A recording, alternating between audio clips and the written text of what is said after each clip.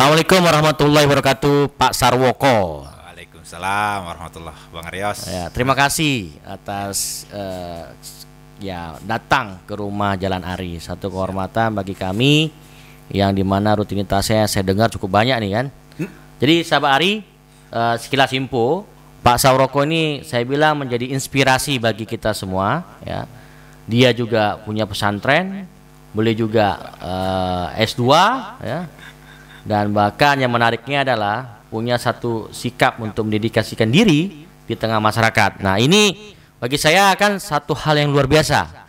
Ya, jarang orang punya sikap dan keinginan untuk mengabdikan diri kepada masyarakat. Pak Sarwoko, ini ada hal yang ingin saya tanyakan terkait bagaimana kondisi bisnis di tengah pandemi.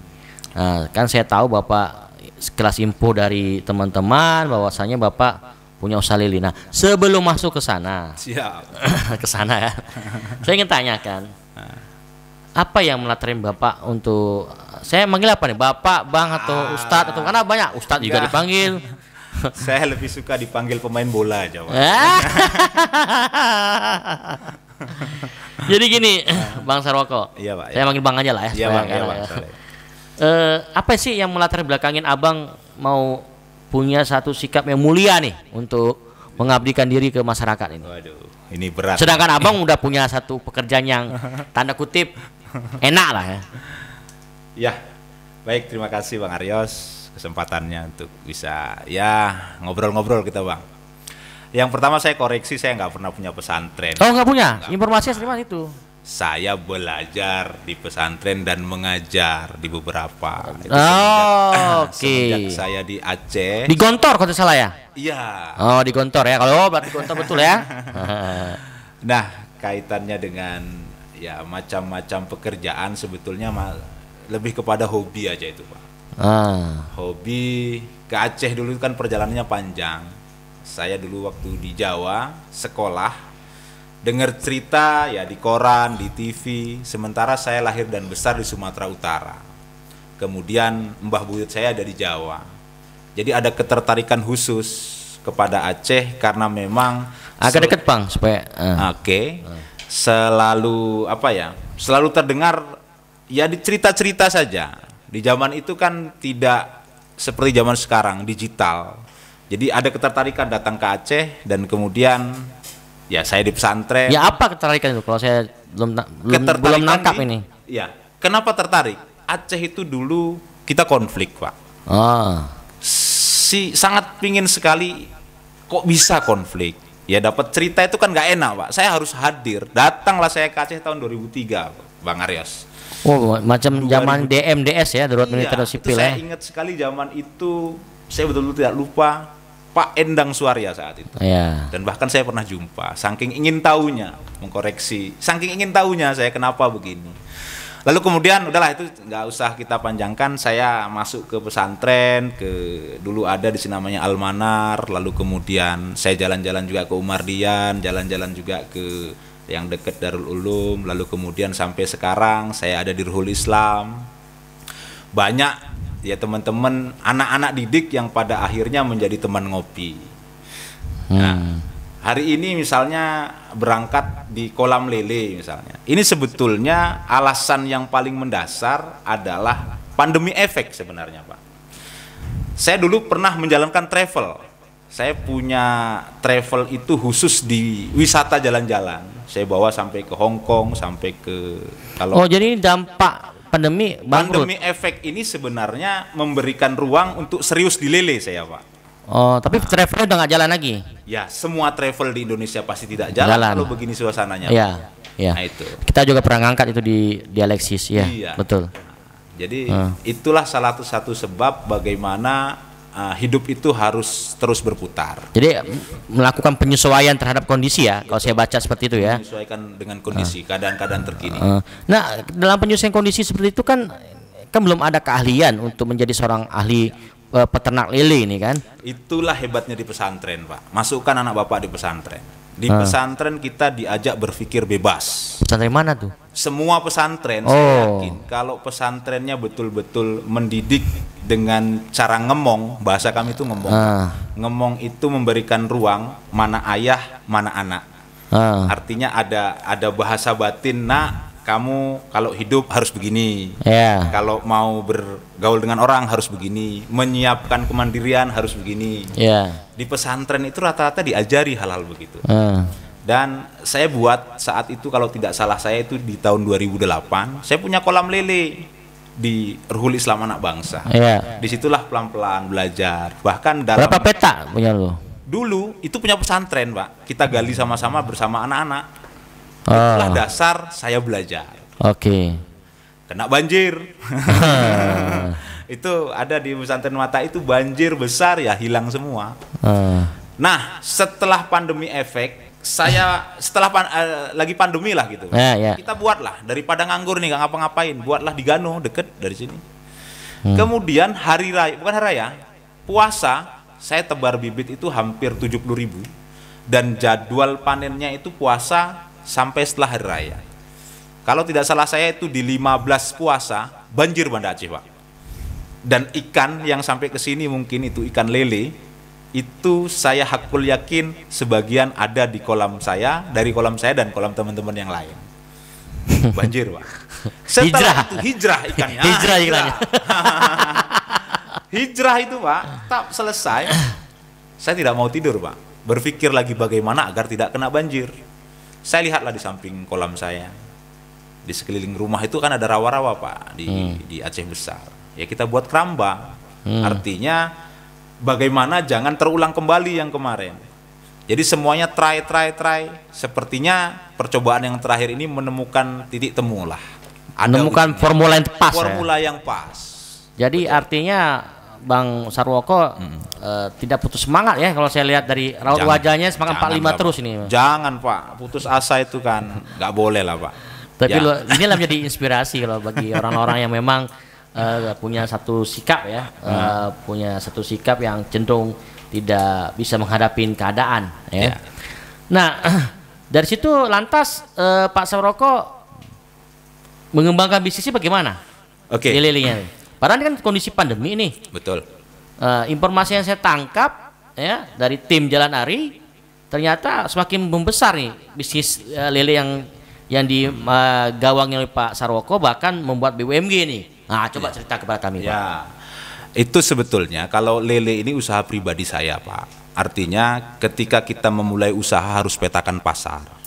Jadi usaha itu jangan dibuat karena karena kita nggak ada kerjaan, tapi kita juga harus siapkan setelah kita berusaha, paling tidak ini buangannya kemana, bahasa pasarnya kan begitu, Pak.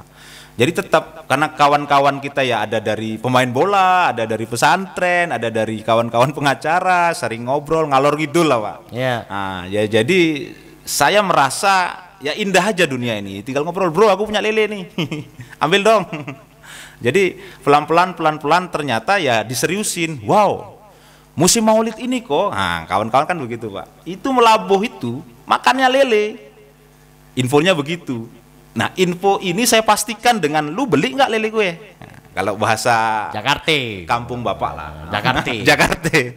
Nah, alhamdulillah dalam beberapa hari setelah maulid atau sebelum maulid itu memang kebutuhan pasar di Aceh Barat lah kita langsung ini, Pak, itu luar biasa. Makanya ini kita langsung Jadi buangan pasarnya itu ke Aceh Barat atau ada pasar lain? Banyak, Pak. Sebetulnya Banda Aceh sendiri itu 2-3 ton. Hitungan saya, Pak, ya, per hari. Kebutuhan lele itu per hari. Aceh Barat ini adalah tambahan informasi yang baru tahu sekarang ini. Dan mereka itu memang konsumsinya luar biasa, Pak. Artinya sudah membumi lah ikan tawar ini di sana. Kok apa yang menarik sebelum saya tanya terlalu jauh ya? Orang Aceh kok suka lele ini apa? Di kondisi pandemi ini lele paling murah? Tidak. Saya kira jawabannya begini, Pak. Lele itu ikan paling stabil di dunia. Stabil harganya, Pak. Kenapa? Dia dari dulu, dari setahun yang lalu lah, semenjak, dan saya bicara banyak dengan teman-teman yang sudah senior, itu harga paling stabil. Harga stabil ini kan mereka sudah punya bayangan, tidak seperti ikan laut, Pak. Ikan laut kalau lagi angin kencang, ya bagusan kita makan roti aja, Pak, nggak bisa beli, ya kan. Kalau lagi turun sebanjir-banjirnya, banjir ikan ludak di sana. Ikan laut itu menjadi makanan lelenya kami. Nah, makanya petani lebih memilih ikan lele karena harganya stabil.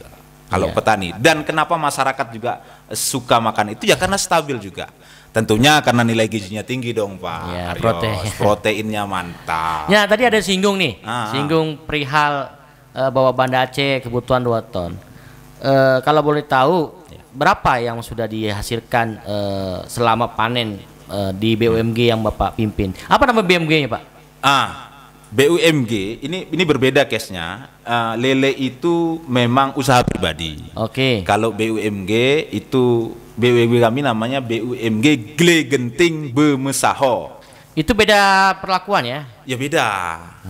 Beda. Badan usaha milik Gampung ini tentunya ya Lele juga tapi kan? tidak. Itu roti. Ada pabrik roti kami, Pak. Ada Oh, pabrik roti. benar. Berbeda lagi, Pak. Tapi saya sangat berharap bisalah diciptakan untuk ketahanan pangan lele. Bisa, ya itu BUMG kan forum tertingginya musyawarah desa, Pak. Ya, betul. Nah, kalau memang musyawarah desa memberikan arahan ke situ ya kita siap sekali. Berapa ton per hari, Pak? Kalau yang saat ini, Pak Pak, Woko. kolam yang di sana itu kita memang alhamdulillah sudah 200-300 kilo per hari, Pak. Per hari. Per hari. Iya. Kalau 300 kita anggap kali 3 udah 9 ton.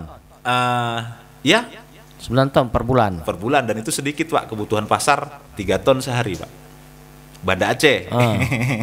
Lantas masih banyak pemain lainnya ya? Masih banyak, Pak. Masih banyak. Masih terpenuhi lah ya kebutuhan. Masih terpenuhi kebutuhan. Cuman memang kadang-kadang kan pasar ini bergejolak karena saya tidak bilang ini permainan, tapi kadang-kadang kurang jujur di bagaimana retailnya segala macam. Artinya ya maaf kita sampaikan, pengepul ini juga harus ya melihatlah petani secara baik dan benar gitu loh. Nah, di kondisi pandemi harga kan cenderung nggak stabil, fluktuatif. Iya. Nah, apa siasat Pak Moko Ya. untuk bisa itu bertahan? Saya melihatnya pandemi itu ada 2 fase, Pak. Yang pertama di awal-awal pandemi, yang kedua dari tengah sampai sekarang. Kalau di awal-awal pandemi, Pak, lele luar biasa murah sekali. Kenapa? Sekilo berapa? 13.000. itu zaman itu Sekilo muntah, sekilo 1.000 tuh. Jadi kenapa seperti itu, Pak? Karena memang masyarakat tidak pergi lagi ke pasar. Ya kan? Karena memang pemerintah Stoknya lele ya? Tidak. Enggak. Lele ini kan semakin besar, ini resiko lele semakin besar, masyarakat tidak semakin suka, Pak. Beda dengan ikan-ikan yang lain, gabus, nila. Oh, berarti ada standarnya ya? Ada, Pak. Sekilo 6 ekor, sekilo 7 ekor, sekilo 8 ekor, itu ikan-ikan konsumsinya seperti itu standar lelenya. Kalau udah terlalu besar udah Wow, itu bukan lele lagi tuh namanya. udah agak takut orang, Pak. Tapi kalau saya makan. Saya juga makan. Tapi kalau gratis. Jadi maksud saya kita sudah lewatin itu. Ya, triknya apa? Triknya ya itu Kok kan bisa sudah- bertahan tuh? Kalau bisa, kenapa bisa bertahan? Yang pertama Usaha lele memang- pribadi ini. Iya, kita yakin betul, Pak. Ini ada ujungnya. Kalau kita lagi dicoba lalu kemudian tengkurap, ada pepatah katakan apa, Pak? Berani hidup tak takut mati. Takut mati jangan hidup. Takut hidup mati saja. Mati saja. Mati saja lah. Kita hadapin, Pak. Selama usaha lele pribadi ini kan, berapa pekerjaan sudah di Hari ini kalau yang di kolam sana 5, Pak, baru 5? 5. Alhamdulillah. Ya, artinya kan Pak Moko kan juga bantu pemerintah nih. Ya secara pasti langsung. dong. Pemerintah Membuka lapangan pekerjaan kan. 5 orang. 5 orang. Luar biasa Pak, itu. Ya. Nah, ke depan apa yang ingin Pak Woko ingin lakukan dalam agenda penting dalam membesarkan bisnis lele ini? Ya, yang pertama, Pak, kita harus lepaskan ketergantungan kepada, ya katakanlah kalau kita mainnya lokal Aceh, paling tidak pakan kita harus ready sendiri. Ini tentunya perlu kebijakan pemerintah ini. Selama ini pakan dari Medan? Pasti pabrikan Medan semua yang menguasai, Pak. Enggak dibuat secara mandiri. Belum. Belum ada Jadi kemampuan. pakan itu ada 2 modelnya, Pak. Kita ada pakan pabrikan, pelet, ada pakan alternatif. Tapi banyak ikan lele kasih ayam ditabur itu kasih. Itu namanya pakan alternatif, Pak. Dan Alternatif. pakan alternatif itu juga terbatas. Terbatasnya apa? Ya karena memang masyarakat tahu ini, ya bagus sih masyarakat tahu, tapi terbatas, Pak. Lele semakin banyak, ayam juga kan ya sudah diambilin lah masing-masing. Memang harusnya pemerintah melihat ini sebagai peluang untuk menciptakan pabrik. Maaf saya bilang, Pak, di Ulele itu ikan BS kalau dijadikan tepung ikan itu luar biasa. Saya tidak tahu di situ ada pabrik tepung ikan atau tidak. Padahal luar biasa peluangnya, Pak. Kalau pemerintah melihat ini sebagai sebuah ya salah satu hal untuk menanggulangi ya katakanlah kesusahan para petani lele itu peluangnya bagus sekali itu, Pak. Bagus sekali peluangnya. Jadi keinginan dari Pak Woko Adalah pabrik di sini. keinginan pemerintah. Nah, ini Harapannya harapan Pak Woko nih ya siapapun yang mendengarkan channel Jalan Hari sedikitnya menyampaikan kepada stakeholder pengambil kebijakan bahwa Aceh itu butuh industri pakan sendiri untuk Ya. kebutuhan lele. Lanjut Pak Woko. Nah, kenapa Pak pakan begitu penting? Karena memang 80% problem lele itu ada di pakan, Pak. Kalau kita berhasil menanggulangi pakan, maka selesai. Lele itu makan sekilo jadi sekilo, Pak. Makan pokoknya 1:1. Itu ukurannya dari mana bisa tahu? Makan sekilo jadi sekilo. Nah, itu dari analisa semua petani lele yang levelnya sering menganalisa lah, Pak, riset. Kita kan ada perbandingan ikan tawar. Ya. Kalau nila sekian, kalau lele sekian. Kalau dia makan 1 on, jadinya 1 on. Kalau lele nih, Pak, kalau ikan lain tidak seperti itu. Nah, inilah sahabat Adi kecerdasan orang S2 nih yang menjadi, Alah, yang menjadi opo. ya usaha lele. Oh gitu ya. Itu. Nah, apa penyakitnya yang memang rata-rata dialami oleh lele itu? Apakah Lele- kena penyakit gana, gelisah galau merana? Itu penyakit kita, Pak, nggak ada duit. Jadi kalau kebanyakan lele itu kan di aeromas kalau kami sering bilang, Pak, itu penyakit yang kadang-kadang di siripnya itu ada merah-merah, kemudian kumisnya. Tahu nggak Bapak kumis lele ada berapa? Saya belum hitung, harus hitung Besok lah. dihitung. Besok dihitung. Perkenalan ya. Saya Ada perkenalkan. 6 ya. Bapak nanti googling lah. Nanti kasih tahu saya. Lele itu kalau udah putih kumisnya, itu berarti perlu ada perlakuan khusus. Nah, itu salah satu bahwa dia lagi sakit. Jadi kuncinya itu di air, Pak. Kalau sudah terlalu banyak, makanya kolam juga ada banyak modelnya, ada terpal, ada beton, ada keramba, ada sekarang lagi keren tuh bioflok, ada budik kamber yang pemerintah Aceh jor-joran di situ. Ya, Jadi ya. model-model kolam ini ada ya sisi positif, sisi negatif, kurangan dan kelebihnya itu ada. Kolam-kolam ini. Nah, tadi saya sempat teringat nih, Ya. Pak Woko kan menghasilkan 300 kilo per hari. Nah itu berapa itu kalau dinominalkan? Wow. Intinya gini, Pak. Di pengepul itu harga 18 sampai 20 ribu. 18.000 sampai 20 ribu. Ya. Ya Bapak kalikanlah, saya nggak pandai kali-kali, Pak. Masa pebisnis gak pandai? Artinya kalau kita kelola dengan baik dan benar, kita bisa lebih enak berpikir, Pak. Tidak susah untuk mencari bensin lah, kira-kira begitu, Pak. Itu lebih daripada bensin tuh buat rumah. Nah, buat rumah bisa-bisa nambah istri. Wah, kacau nih. Gitu kira-kira, Pak Arias. Ada nasihat yang bisa disampaikan ke Jalan Hari bagi salah satunya mungkin yang nonton ini adalah ya usaha lele ya, bagi mereka yang memang sedang tekunin usaha lele, apa yang Pak Woko bisa kasih saran lah kepada mereka? Ya, saya tidak bisa bicara lele saja sih sebenarnya. Maksudnya kenapa tidak bisa? Kadang memang mereka itu tidak, anak muda, Pak, mohon maaf, itu sering sekali kampus-kampus datang ke sana. Jadi mereka itu bukan meneliti, hanya menyelesaikan tugas kampus saja. Untuk kepentingan apa, Dek? Untuk ini, Pak, laporan aja sebentar, foto aja sebentar.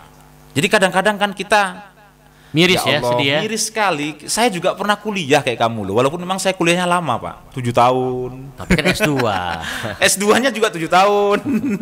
Artinya begini, Pak. Kalau memang memulai sesuatu, setelah direncanakan, apapun bukan mesti lele, itu harus konsisten. Dan ketekunan itu ya. Iya. Jadi jangan sekali diterpa arus lalu kemudian don nyerah lalu bilang ambil peso saya bunuh diri aja, kan lucu Pak. Oh my god. Itulah Pak, kira-kira begitu. Oke, hal lain yang ingin sampaikan selain itu? Kemudian ini musim pandemi juga musim kalau kita pandai melihat peluang, ya harusnya di desa itu harus banyak transaksi Pak.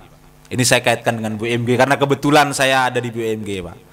Pemerintah, masyarakat, jadikanlah, ya bentar lagi kan APBA udah 2021 ini Pak ya. Ini cerita ngarang nih Pak. Mudah-mudahan semuanya bisa berputar di desa dulu Pak. Baru kemudian ke kota, ya kota silahkan nanti ada Pak Aryos, ada siapa. Orang desa dulu lah Pak yang menikmati Pak.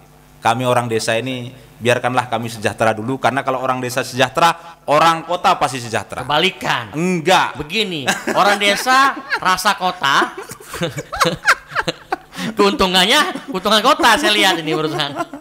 Kan orang desa ngakunya, tapi usaha kota, keuntungannya kota. Siap Pak. Oke, Sabari, banyak hal yang mungkin dapat diambil dari bincang-bincang singkat kita. Tentunya Sabari bisa mendapatkan pencerahan dari apa yang disampaikan oleh Pak Sarwoko. Tunggu dengan konten yang berbeda, tetap semangat. Jangan lupa subscribe, like, and share terkait dengan konten ini. Tetap semangat, terus berupaya untuk bisa melalui kondisi pandemi dengan sehat walafiat. Amin. Sampai jumpa lagi bersama saya Arif Fada. Salam Jalan Ari.